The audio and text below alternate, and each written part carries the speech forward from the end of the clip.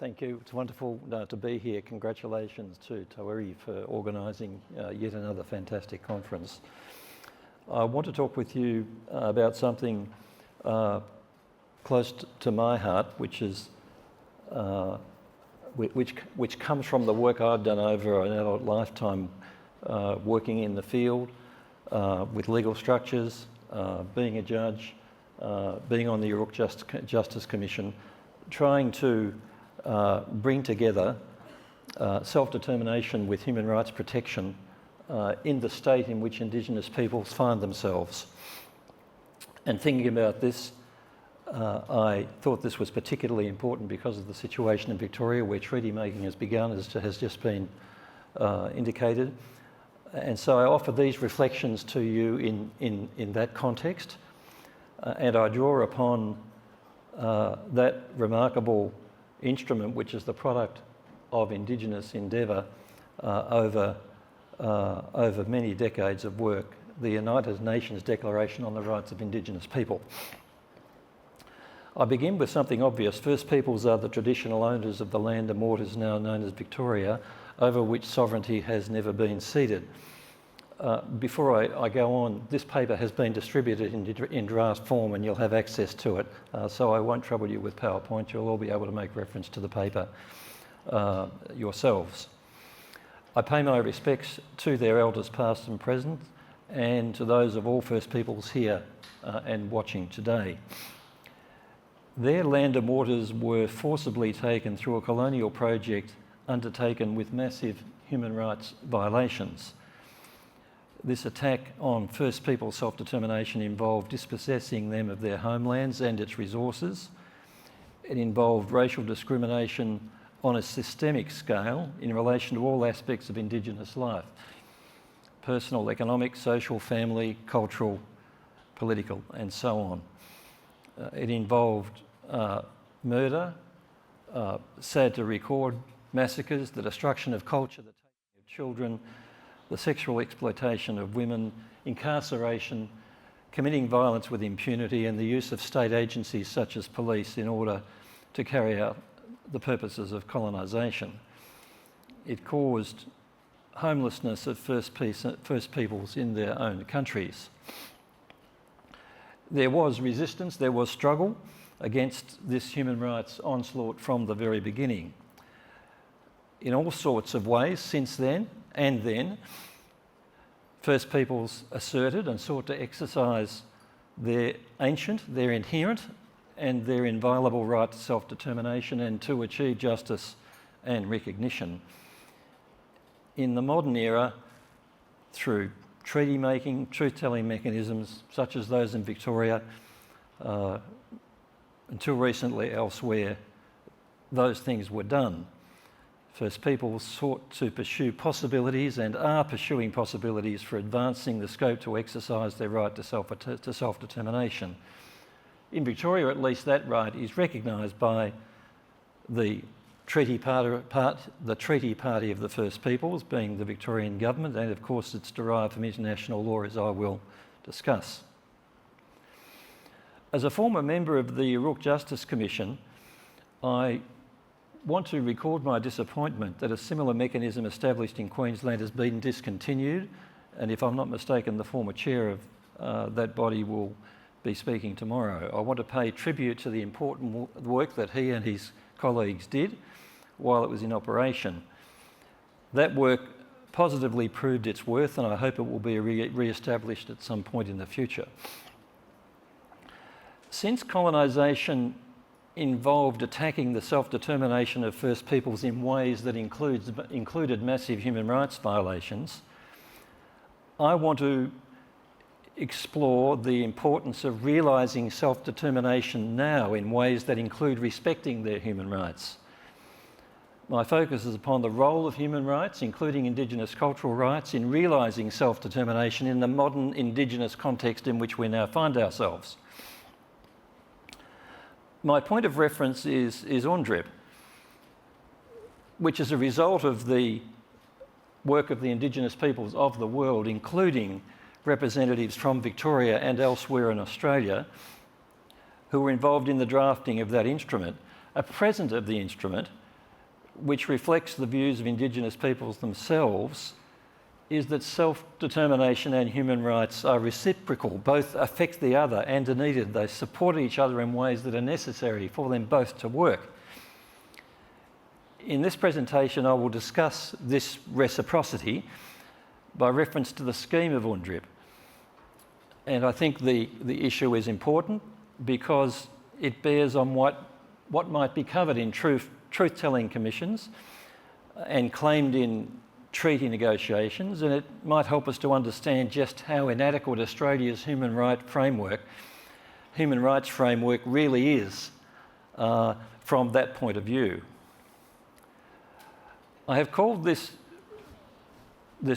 presentation of trees and leaves, and I've done that because I think it captures the central point that I want to make. Self-determination and human rights constitute, in my mind, an organic whole, which is symbolised by the tree of life. Both are necessary for the organism to thrive. The relationship is two-way. Where the leaves are healthy, the entire tree can stand strong and grow in its place. Where the trunk is healthy, the leaves can function to support that growth and vice versa. The relationship truly is symbiotic. I'll begin with the right to self-determination. It may be said that the right most grievously violated by colonisation was the right of peoples to self-determination. This is the right that peoples have and which must be respected for them to live distinctly and to determine and control their own destiny. We call it a right without hesitation because it is recognised as such in international law. In the decades following the establishment of the UN, we find the status of self-determination as a right reach its maturity. It had an interesting impetus. The impetus came from the anti-colonial movement. That movement then was really a movement of African, Asian and South American peoples whose territories were then still being held by colonies by European nations. Countries in those regions in particular demanded political emancipation. The right was of self-determination, which they asserted was accepted in resolutions in the 50s and 60s, and then finally in two covenants which I'll mention, the right was accepted as such, and that's the position that now obtains. The two covenants are the International Covenant on Civil and Political Rights and the International Covenant on Economic, Social and Cultural Rights. Common Article 1 of each of those covenants reads that all peoples have the right to self-determination. By virtue of that right, they freely determine their political status and freely pursue their economic, social and cultural development. There are sub-clauses 2 and 3 which are longish, which develop that central idea, which I won't stop to read, but you'll find the full text in the published paper. This right of self-determination is expressed to be a right of all peoples. In the anti-colonial era, the main aim of many colonised people seeking political emancipation, such as those I've mentioned, was nothing short of full statehood. They sought to end what was called blue water colonisation by achieving full independence at home from European colonising nations across the sea. They wanted the best form of self-determination that was then thought to be available, namely the creation of a new state based on democratic principles, giving effect to that right. Through resistance, diplomacy, international action and other means, many people achieved just that, full statehood.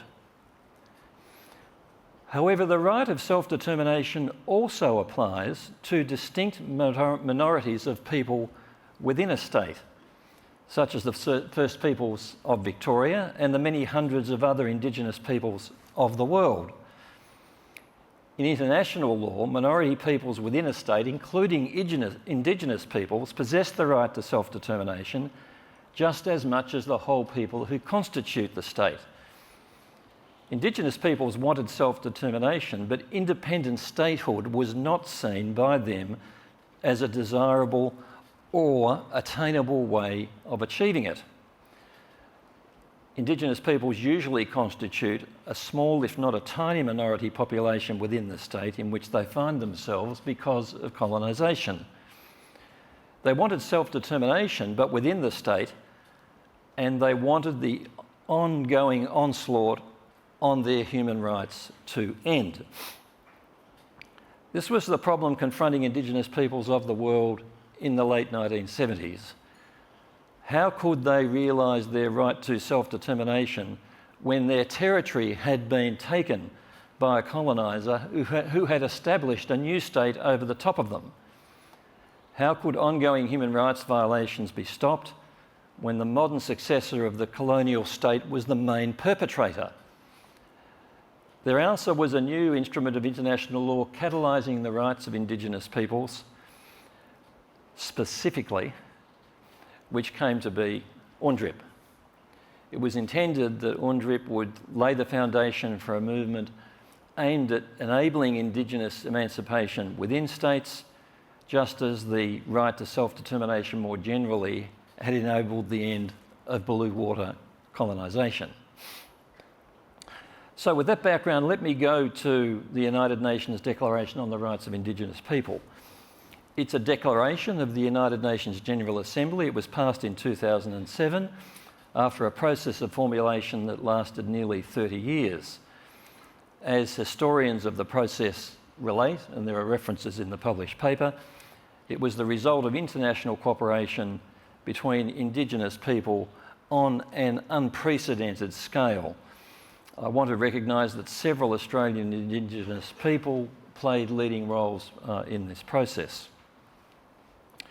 Interestingly, in the International Covenant on Civil and Political Rights and the International Covenant on Economic, Social and Cultural Rights, where the right to self-determination is to be found, that right is first specified, and then those instruments go on to specify general human rights. UNDRIP flips the order.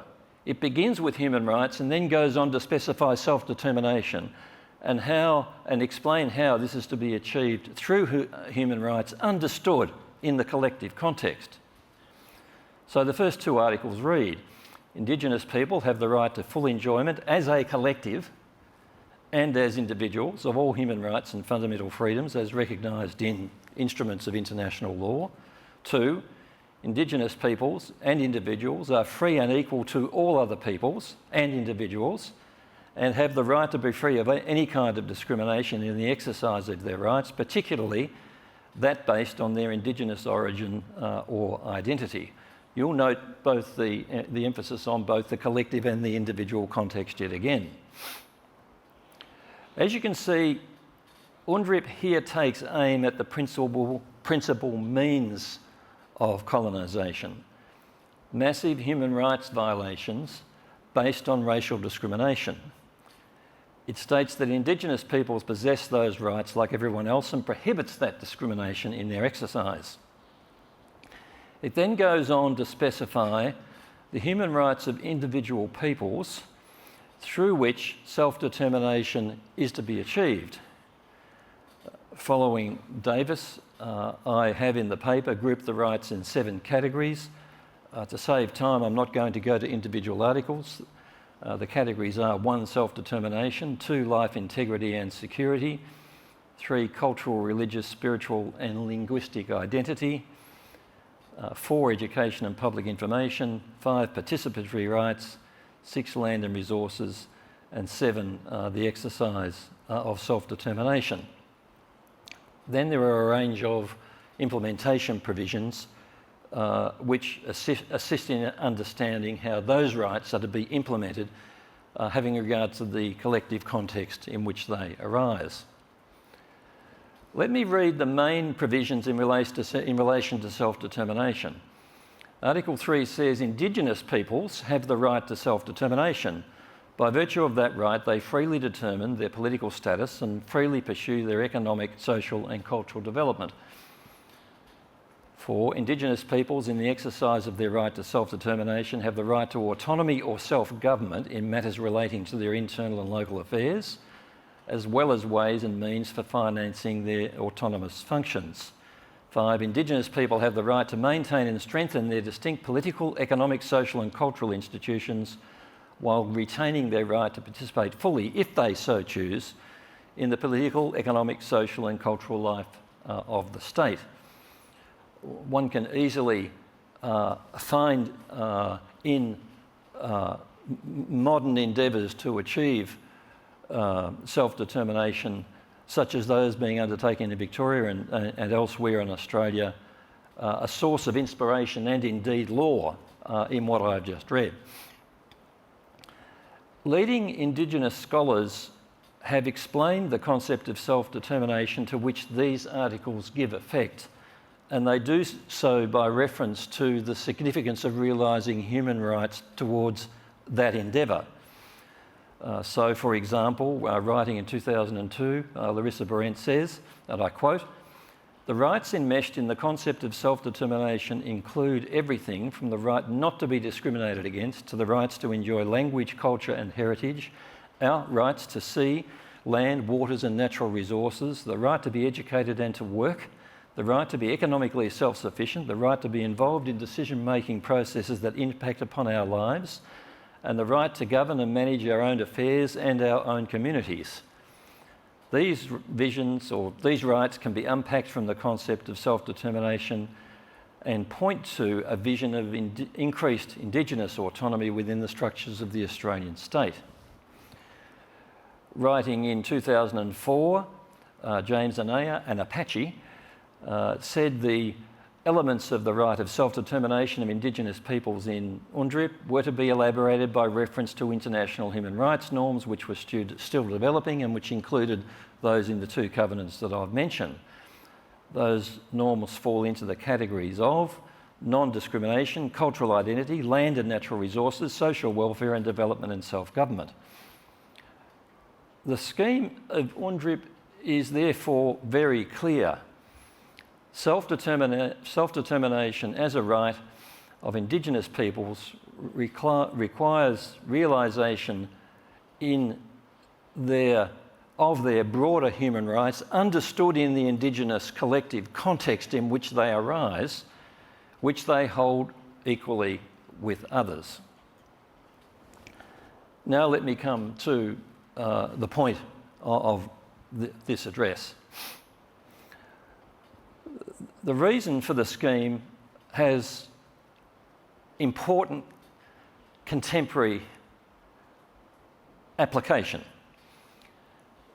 Where the human rights of Indigenous peoples as a group are not fully respected, protected and fulfilled in the state concerned, then their right to self-determination cannot be fully realised within that state.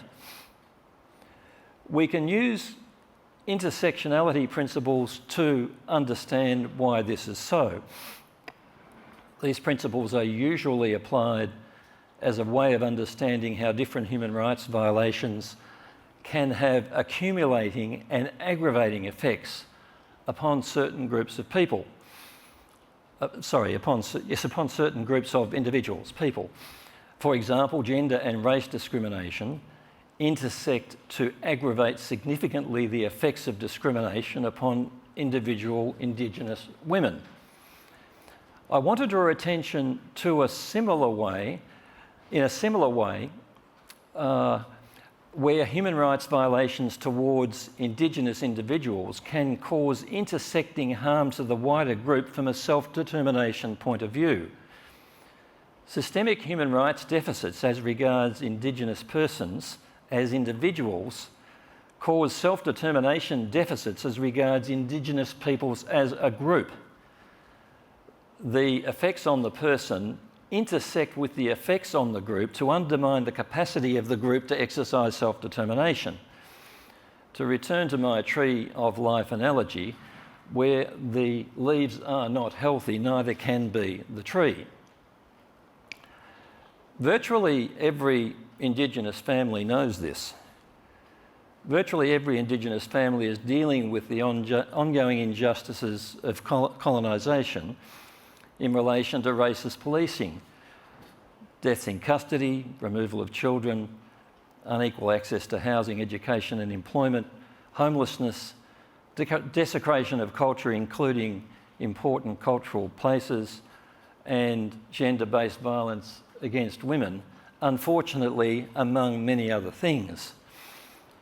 Systemic human rights violations lie behind these ongoing injustices of colonisations against which First Peoples have resisted and struggled from the outset, as I began by noting. These violations have undermined the capacity of Indigenous people to exercise their ancient, inherent and inviolable right to self-determination, which they have made by their own resilience. While systematic human rights violations undermine self-determination, I don't jump to the conclusion that there should thereby be some kind of shift to a monopoly focus upon legal means of achieving this goal. I agree that it is very important for Indigenous people to focus upon the political dimension of self-determination, to aim for having as much authority and autonomy as possible in the exercise of governmental functions in relation to them. This is the stated aim of the First Peoples Assembly of Victoria in the Victorian treaty negotiations, and I totally support it. Government-controlled services are a large site of racial discrimination and other human rights violations. Don't I know it? I was a member of the York Justice Commission which found that very thing. Where Indigenous-controlled institutions are responsible for policing, prisons, health, education, housing, child protection, employment, and so on in relation to Indigenous people, for example, it is much less likely that these will operate in the racially discriminatory and culturally inappropriate way that they now do. It is much more likely that these services and systems will contribute to enhancing capability for self-determination rather than detracting from it. This is surely the ideal if it can be achieved. The exercise of such authority and autonomy represents both self-determination and ensuring human rights in an optimum way. There are places in the world where Indigenous peoples have almost complete legal and administrative authority over one or more of these areas of government. I am aware of none where such authority is possessed over all or a majority of those areas of government. Most, if not all, Indigenous peoples live in places where the state is responsible for delivering much of what they need by way of government services and social and economic development support, and where their human rights protections are governed by general state legislation and institutions. This is likely to remain so for some time. This reality draws attention to the inadequacy of Australia's human rights protections from the self-determination point of view. Exceptionally, among liberal democratic nations, there is no federal Human Rights Act, although there is anti-discrimination and like legislation. The Victorian Charter of Human Rights and Responsibilities Act gives effect to the ICCPR, although not to the right to self-determination, nor the economic, social and cultural rights. Queensland and the ACT have similar human rights legislation to that in Victoria. But the enforcement and accountability mechanisms of this legislation in these jurisdictions is weak. In Victoria, ministers and heads of department apologise one after the other to the York Justice Commission for systemic human rights violations in relation to policing, prisons, the criminal justice system generally, and child protection despite the Charter. I make one point in conclusion in this address.